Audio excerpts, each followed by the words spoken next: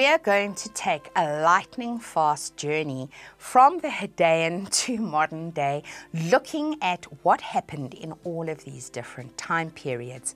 We know that 4,500 million years ago, it is suggested that the Earth was formed and the Moon was formed, and that originally the Earth's atmosphere was mainly hydrogen and helium.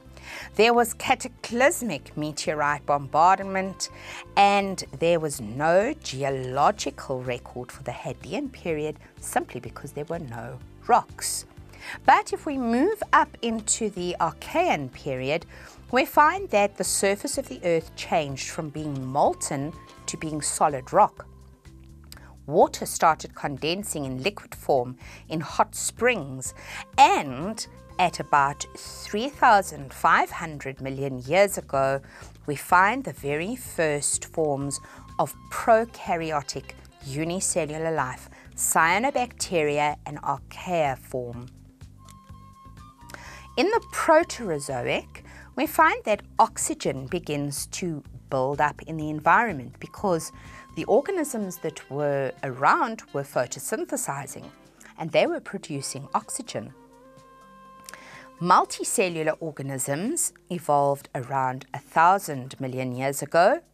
The protists evolved, and we find some very strange soft-bodied organisms such as sponges and jellyfish and a lot of things that would look almost alien if we saw them today, Ediacaran life forms that existed. The forms of life that became apparent after those original Precambrian periods, we find life that is far more recognizable to us today as life forms that we can look at and say, yes, we recognize things like that. The first period of the Paleozoic, called the Cambrian period, was heralded by what we call the Cambrian explosion, and we're going to look at the Cambrian explosion in great detail next week. But in this time period, and here you see how many millions of years ago it was, there was an abundance of multicellular life with all the ancestors of the arthropods, annelids, which are like earthworms, mollusks, and the vertebrates appearing.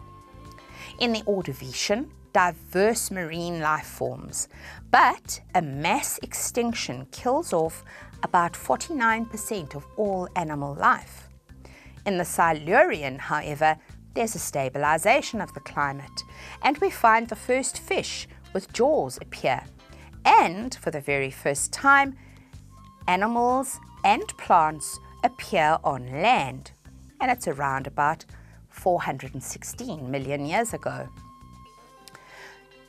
During the Devonian period, we need just to take that up there to the Devonian, we have the appearance of ferns, gymnosperms, and vertebrates with legs. Life moves in terms of the animal kingdom out of water onto land. If we move up into the Carboniferous period, we find forests of ferns, gymnosperms, which eventually, when they fossilize, will become our coal reserves. We find winged insects, and because of the increased oxygen levels in the atmosphere, these insects could develop to enormous sizes. We find our first amniotic eggs developing with the first reptiles. Amniotic eggs, eggs with hard shells that can survive life on land. In the Permian period of the Paleozoic, we have Pangaea. Life is concentrated on one supercontinent.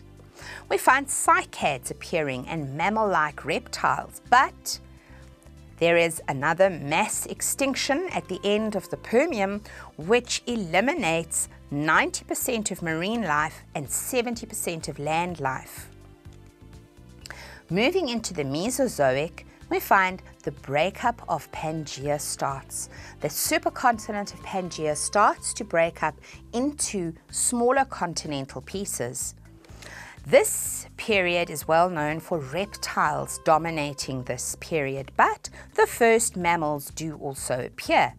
The earth warms and birds appear around about this time as well. But the Mesozoic ends up at 66 million years ago with a mass extinction where 90% of marine species and 85% of land species go extinct, including dinosaurs.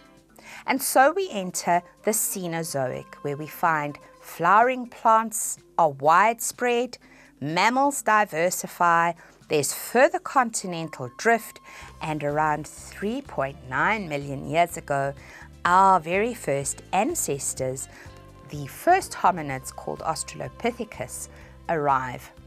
That was a lightning fast, speedy tour, but I think it gives you a sense of how life has progressed and developed over what we call geological time.